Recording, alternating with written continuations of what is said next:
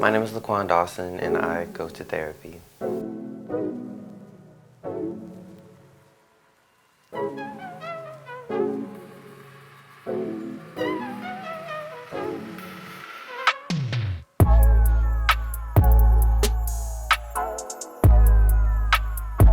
I first realized that I needed to check in on my mental health like about 2 years ago, maybe 2.5 years ago. I was like having financial issues. I had trouble like staying in the workforce and like forcing myself to go to work. Also, I was in a really difficult relationship that caused me a lot of anxiety, and my friendships were kind of, just like going a little rocky. So I thought I needed to reach out to someone to help me calm down and just like have a neutral voice to kind of like balance out my thoughts, like affirm me or like check me, those kind of things.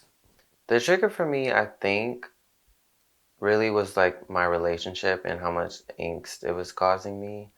And just there was like some issues that I just was feeling very, very insecure. And I've worked pretty hard since then and even before then to get over a lot of insecurities and become like this confident person. And so when I felt myself kind of reverting back to just feeling insecure about a bunch of things, I was like, okay, this doesn't feel nice. It doesn't feel healthy. So let me go find someone to help me with it.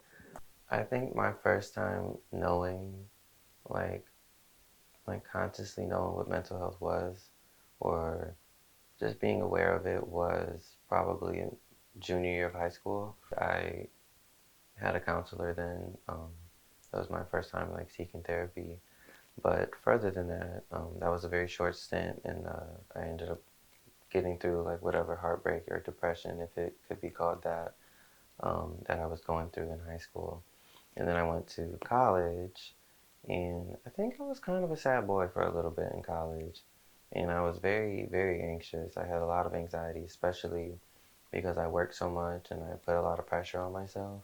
And I didn't sleep that much, and I cared a lot what people thought of me. And I never wanted people to feel like I was hurting their feelings. And so, I don't know, those kind of things just made me very, very anxious. And I didn't really know what anxiety was until a little bit later in my college career. So maybe like 3 years in, I used to get like this crazy like feeling in my stomach, like it was physical, like I could physically feel it. And I didn't understand what it was, and until one day, and I don't even remember what the trigger was, but I think I had read something where someone described a similar feeling, and I was like, oh, this is anxiety that I've felt all these years. That's ridiculous. That's crazy. I'm so glad I know now. So I can address it as such. Like it's not a headache or a stomach ache, or I didn't eat too much or too little or something. I'm just very anxious. And from there, I think I started paying more and more and more attention to, um, like my mental state and my wellness overall. My first experience with therapy wasn't really the best. It wasn't terrible or bad. I just felt like by the time I finally got therapy or got a therapist, I was healed. I felt better by then. And then the things that my first therapist was saying to me felt like they were trying to blame other people in my life for my sadness, and it just didn't feel appropriate. I just didn't feel like that's what I was going there for, and so I just stopped going, and I had never gone back. And then I was just busy. I was just busy. I was just working and trying to live and just trying to figure it out on my own. And then I'm usually pretty afraid of cost and like what healthcare providers are gonna like send me in the mail later. So I just try to handle most of those things on my own. My therapist, he's black and gay. I found it very, very important to find someone who kind of looked like me and could share a couple experiences with me.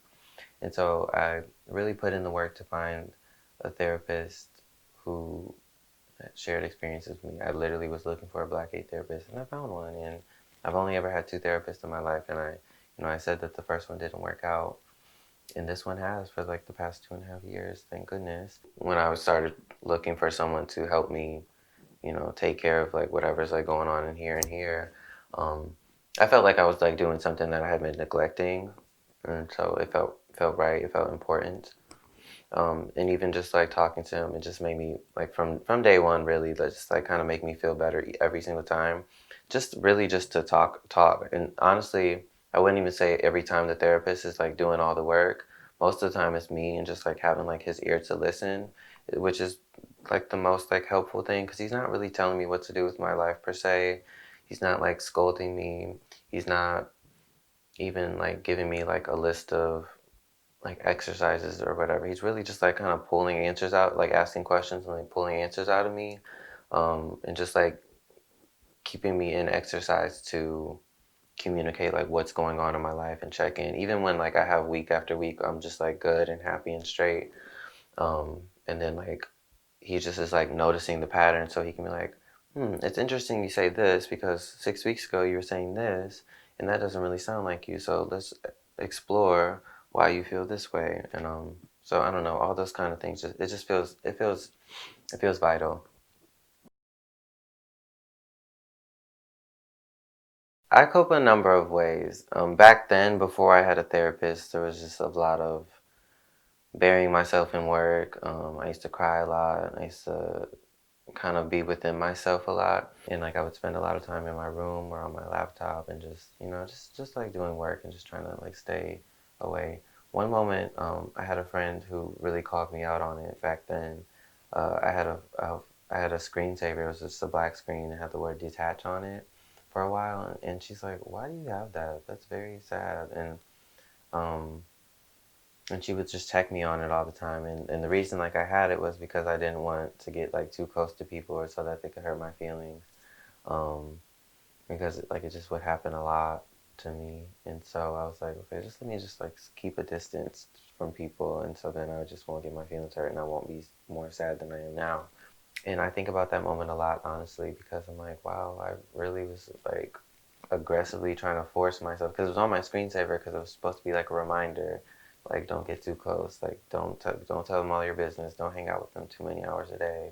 After the summer of my sophomore year, I got an apartment with a friend off campus, and I just remember still being very sad while I was there. I was very very high functioning. Like I went to work, did all my work, probably like worked like 22 hours a day, really, and like slept 1 hour and ate 1 hour. Um, And then I would like come home, and when I did have a little more free time, like a little more downtime from work or less down deadlines, I spent a lot of time like on the floor in the shower just crying. And I just like would be in the shower for like an hour and a half at a time, with my music loud, and I'd just be in there just really sad.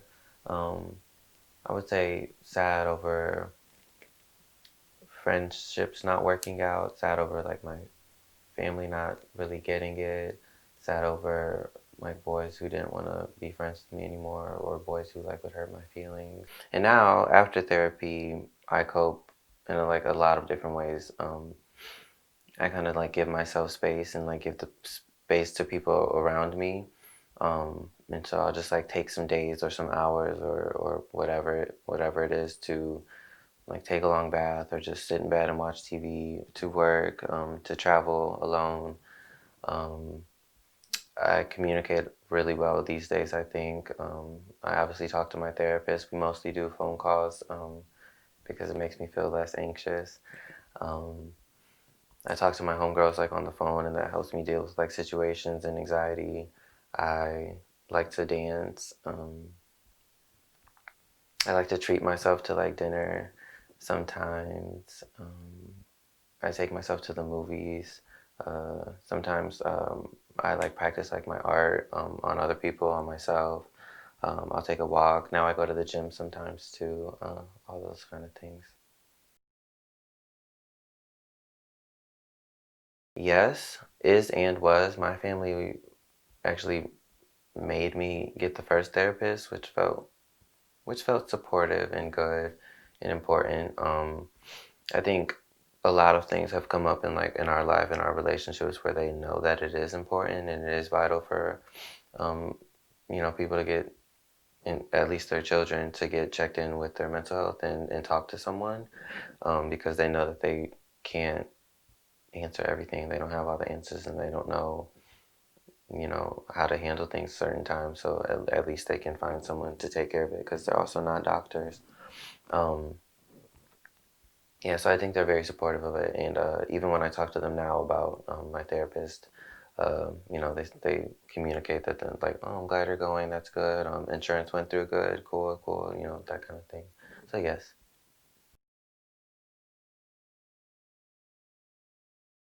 I'm a photographer, filmmaker. I'm an image maker. I'm like a brother. I'm a friend. I'm a lover. I'm sensitive as hell. I'm grateful as hell. I'm sassy and kind of bitchy sometimes, a little spicy. I love to work because the work that I do helps me see myself and helps my community feel seen. And I think even the way that I live today and the way I work today, because I still do work a lot, but I absolutely am so intentional about like my free time and like my downtime and like what that looks like and how I interact with myself when I'm not working and making sure that I'm not working all the time so I can eat, sleep, hang out with friends, watch TV, listen to music. Even if I'm working while I'm doing those things, at least the way that I work now looks a little bit more relaxed and focused and intentional, but still highly productive without me ignoring like all my other needs. I'm not good at everything, and I've like gotten closer to celebrating that and like just enjoying not being great at everything. Like I might be a shitty dancer and I might be a shitty singer, but you know, you still do those things if they make you happy, and so I'm better at doing that.